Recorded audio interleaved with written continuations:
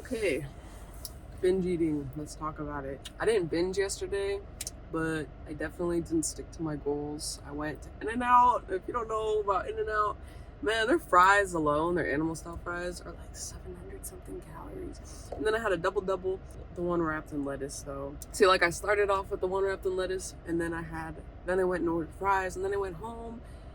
And I was like, I'm hungry, and I started ripping shit out of the cupboards, and you know, and then I had a small bowl of cereal and then like a couple pieces of like brownie bits.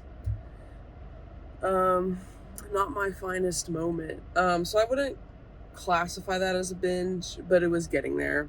Um, like if I didn't have as much self control as I do now, it would have probably went how it used to go, like in my childhood. Um, I've never really like said it, I guess, in words. Um, and I wouldn't say I have an eating disorder, um, but I've definitely struggled with binge eating in the past, especially when I was a kid. Like every Thanksgiving, every um, Christmas, New Year's, every event where I'd go to with my family and there'd be like food, I would always be puking that night. Um, yeah, yeah. Yeah, and I don't know what that is, if it was because it was a source of comfort as a kid, because I grew up in not the best environment or circumstances. And maybe it was like the only thing I could really control because everything was out of my control. Um, or maybe it's that my parents would restrict my food. Like if I was in trouble, they'd say like, you're not having dinner tonight, and so I wouldn't eat. And then my brother would come up and he'd like slip me a plate or something. And Yeah, anyway, so um I'm not gonna beat myself up over the fact that I went over my calories yesterday, even though there's only a week and a half left of the cut. um but it does feel shitty. It does feel like crap when you go like 1,000 over, and it's like when you're like, you are putting, like, when you're consistent and you're putting your best effort towards something, towards a goal that you're trying to achieve, and you've been doing well with it, it just kind of sucks when you like have a setback.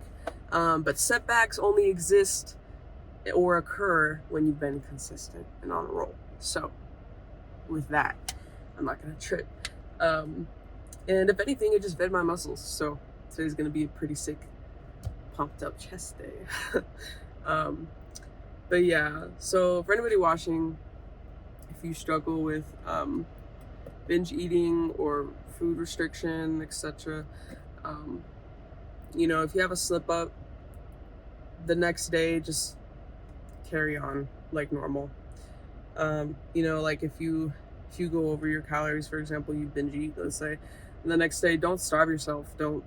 You know, don't try to burn off what you ate. It's just not, it's not good, it's not healthy. So just proceed like it's a regular day and like it didn't happen. And be a little kinder to yourself. It's okay. Shit happens. So yeah, like I said, it wasn't like the worst thing to happen, but it was like, damn, like I weighed in at 180 today, and it's like I was just at 176. But yeah, so shit happens. Um, but yeah, I really was that kid that was always puking in the middle of the night after the function. Like Halloween was the worst. I would be like going to bed like, like in my stomach, and then like my mom would always keep a trash can by my bed because she knew like I would overeat just like a lot. Or at restaurants, like I would eat like no one. I don't know, like teach your kid, learn things and then teach your kids things. Like I'd be that bitch at the restaurant, like trying to like finish their food even though it physically hurt. Why? I don't need to finish it. Like, why was I? And then, oh, don't even get me started about all you can eat buffets. Like when we would go on like vacations, I'd be throwing up. I'd be throwing up after. Yeah, and honestly, regardless, I never, and like I said, I haven't really spoken about it or put it into words or called it an eating disorder. Um, but when you put it all out in words like that, it does sound like I had an eating disorder of some sort screwing up. But when I hit like past high school, getting into like junior college and then college, my relationship with food was fairly good. I feel like I developed my own like intuitive eating um, habits and like patterns and behaviors um, fairly well, and what worked for me. Like I wasn't there wasn't a whole lot of like the binging was like so few and in between. And I guess it was just something I grew out of. Like I said, I don't know if it was like comfort or like, you know, because it was restricted for food was restricted for me. So I don't really know, but yeah, yeah. So if you're dealing with this, it's okay. Carry on like it's a normal day. And just remember that ultimately you have the ability to stop. You have the ability to put yourself in check.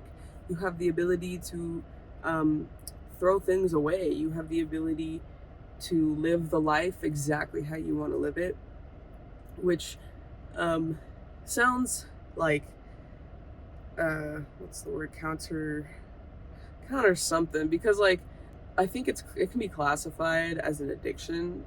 And same with like drugs. It's like, how are you gonna tell a drug addict, or like, you can stop, you can do? But honestly, I'm a fucking drug addict. I'm a recovered drug addict. So like, you can, if you put in your best, if you put in your best efforts and you work hard to achieve the mindset of like not being a drug addict anymore, like you can make a change. It is in your hands and you can stop. A lot of people are like, oh, drug addict, like they can't stop, it's a disease, it's this and that. That was me. You know, I was ending up on train, like not knowing why I was on the train, fucked up, you know, like, but I put in the work, and I was able to reach a place in my mind and in my life where I didn't need it anymore. I didn't need it as a coping mechanism. And um all I'm trying to say is that you can create a life for yourself, of which is in no need of escape. You can change whatever it is that can be changed. You have the power to change it. um, you can do it. It's in your hands. So if you just, you get the right tools, you got it. You definitely got it. Yeah. Yeah. Okay. All right, let's go. um yeah, I hope everybody's having a really good day. You're getting your food in, you're getting your water in, and being kind to yourself. All right, let's go hit chest.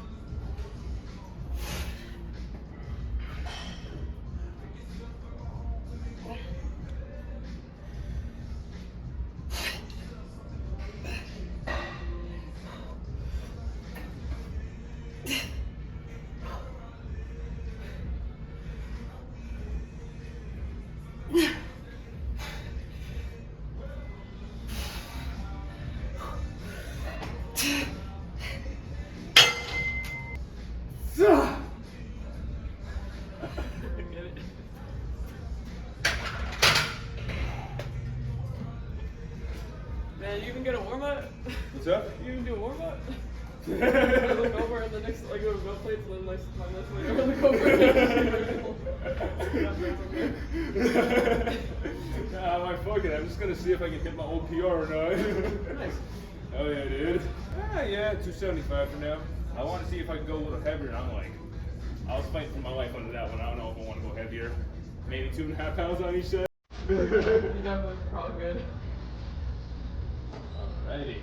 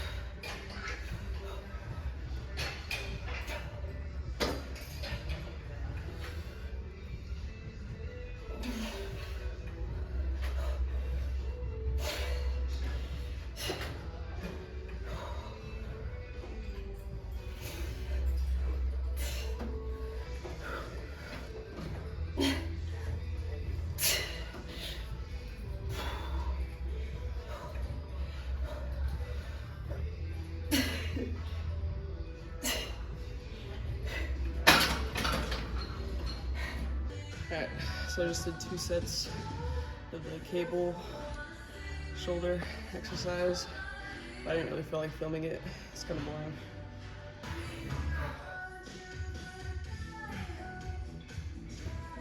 I'm becoming a pretty good fan of these bandanas. They capture a lot of your sweat before it droops down your nose, as much as I love that.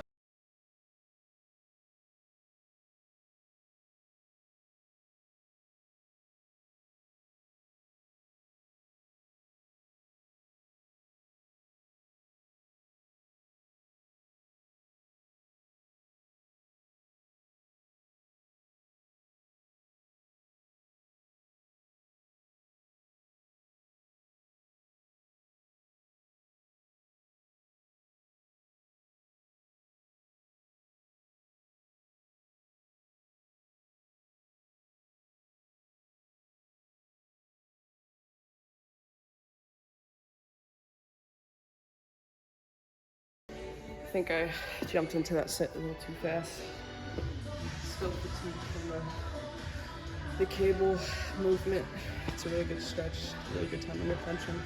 I wish I could show you guys the gnarly chest pump I had. But I'll have to wait till surgery. It's gonna be good.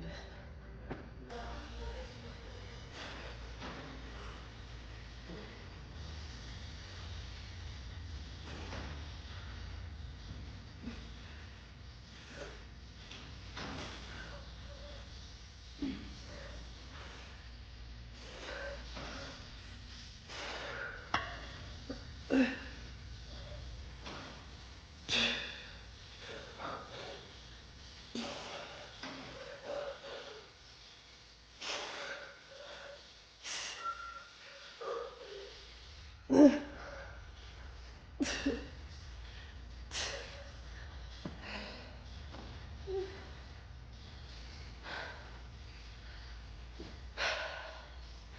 really miss the shoulder press and the dumbbell presses, but I don't exactly put my shoulders in the best position. But I also used to say that about the barbell one, and that one felt pretty good. So you know what? Let's try some shoulder.